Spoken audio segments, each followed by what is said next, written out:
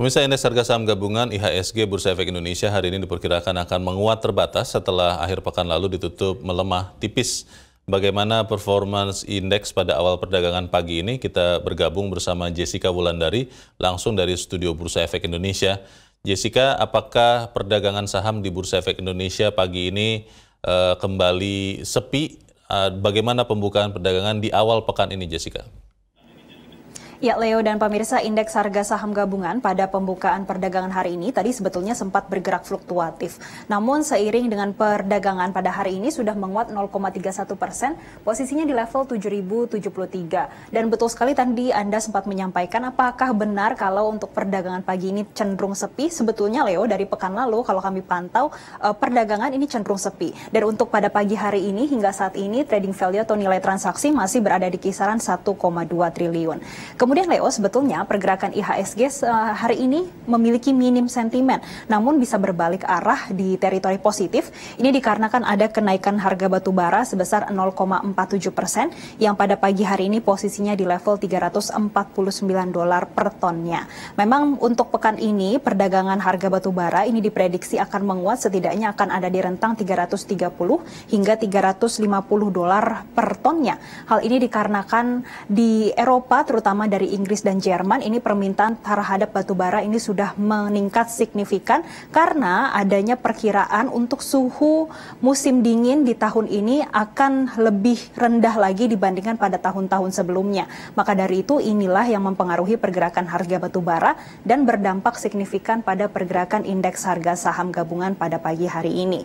Kemudian Leo, sentimen lain yang mempengaruhi pergerakan IHSG kalau kita melihat pada pembukaan perdagangan pagi ini sempat bergerak fluktuatif, tidak hanya karena minim sentimen, namun dipengaruhi adanya sentimen negatif dari bursa regional, yang mana adanya penambahan kasus COVID-19 terutama dari Tiongkok yang dikhawatirkan oleh para investor ini dapat menimbulkan kebijakan zero COVID atau kembali menerapkan lockdown sehingga ini mempengaruhi mobilitas masyarakat dan tentunya ini akan mempengaruhi perekonomian. Maka dari itu kalau kami pantau pada pagi hari ini bursa Asia, Nikkei terpantau melemah 0,55% dan yang terkoreksi paling dalam adalah Hang Seng yaitu 3,26% dan juga Straits Times Singapura yang turun 0,4%.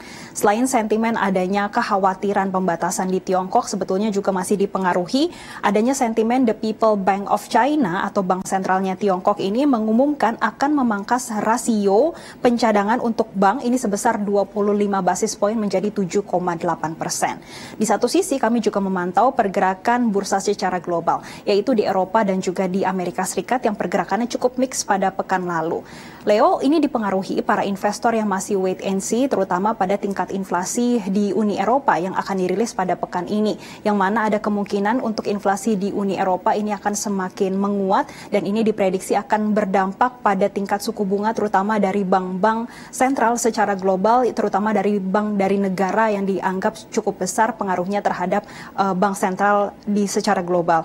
Dan pada pagi hari ini kami memantau untuk bursa Eropa pada pekan lalu FTSE menguat 0,27% dan The DAX naik tipis 0,01%. Dan untuk pergerakan bursa Amerika Serikat pun ini didominasi pelemahan Leo. Yang pertama ini ada Dow Jones memang menguat 0,45%, namun di satu sisi ada S&P yang terkoreksi tipis 0,03% dan juga Nasdaq yang melemahnya 0,52%. Dan untuk pergerakan indeks harga saham gabungan sepanjang hari ini diprediksi masih akan terkonsolidasi. Analis memprediksi setidaknya akan ada di rentang 7.000 hingga 7.100.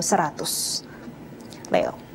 Melihat perdagangan saham yang kelihatannya masih cenderung bergerak menyamping, Jessica, apakah ini juga berdampak kepada kurs rupiah? Bagaimana perkembangan kurs rupiah dan juga beberapa harga komoditas pagi ini? Ya Leo, kalau kami memantau pergerakan nilai tukar rupiah pada pagi hari ini memang melemah meskipun pelemahannya tipis 0,05%, posisinya di level 15.672 per dolar Amerika Serikatnya. Ini dikarenakan ada kenaikan dari indeks dolar pada pagi hari ini sebesar 0,3% ke level 106. Namun sebetulnya di satu sisi hari ini pergerakan nilai tukar rupiah masih ada potensi penguatan. Ini masih dipengaruhi adanya risalah The Fed yang pada pekan lalu menyampaikan kalau kemungkinan besar pada bulan Desember dan juga di awal tahun 2023 ini The Fed tidak akan seagresif kumulatif di 4 kali kenaikan suku bunga acuan di tahun 2022 ini. Dan ini menjadi sentimen tersendiri bagi pergerakan nilai tukar rupiah. Maka dari itu untuk pergerakan nilai tukar rupiah sepanjang hari ini akan ada di rentang 15.640 hingga 15.690 per dolar Amerika Serikat. Namun Leo, kalau kami memantau pergerakan harga komoditas lainnya, yang pertama ada harga emas, yang mana COMEX Gold pada pagi hari ini terkoreksi tipis 0,04%, posisinya di level 1.768 dolar per troy ounce-nya, sedangkan untuk emas antam yang di dalam negeri ini masih stagnan sejak pekan lalu hingga saat ini, masih di level Rp981.000 per gramnya. Untuk pergerakan harga emas pada pagi hari ini terkoreksi, memang sejalan dengan adanya kenaikan indeks dolar sebesar 0,3% di level 106. Sementara itu kami juga memantau pergerakan harga komoditas lainnya, yaitu harga minyak mentah dunia yang pada pagi hari ini kompak melemah. Leo, kami memantau WTI pada pagi hari ini turun 0,34%, posisinya di level 76,2 dolar per barrelnya, sedangkan Brent pada pagi hari ini melemahnya 0,29%, posisinya di level 83,39 dolar per barrelnya. Untuk pergerakan harga minyak mentah dunia memang masih dipengaruhi kekhawatiran investor ini melihat bagaimana permintaan minyak mentah terutama dari Tiongkok. Karena memang untuk berdasarkan data dari ANZ, ini permintaan minyak mentah untuk bahan bakar di Tiongkok ini sudah mencatatkan penurunan sebesar 1 juta barrel dibandingkan rata-rata permintaan di Tiongkok.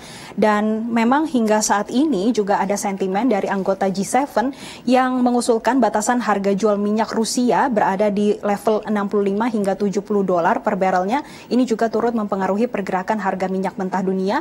Dan juga kalau kami pantau untuk pergerakan harga komoditas lainnya itu harga gas yang pada pagi hari ini juga terkoreksi karena adanya sentimen dari negara G7 tadi, yaitu berada di penurunan 1,89%, levelnya di 6.892 dolar per MMBTU. Dan Leo, kita akan terus memantau bagaimana pergerakan IHSG, nilai tukar rupiah dan pergerakan harga komoditas hingga perdagangan sesi kedua nanti. Kembali ke Anda. Baik, kita akan pantau terus. Sementara ini Jessica Wulandari melaporkan langsung dari studio Bursa Efek Indonesia.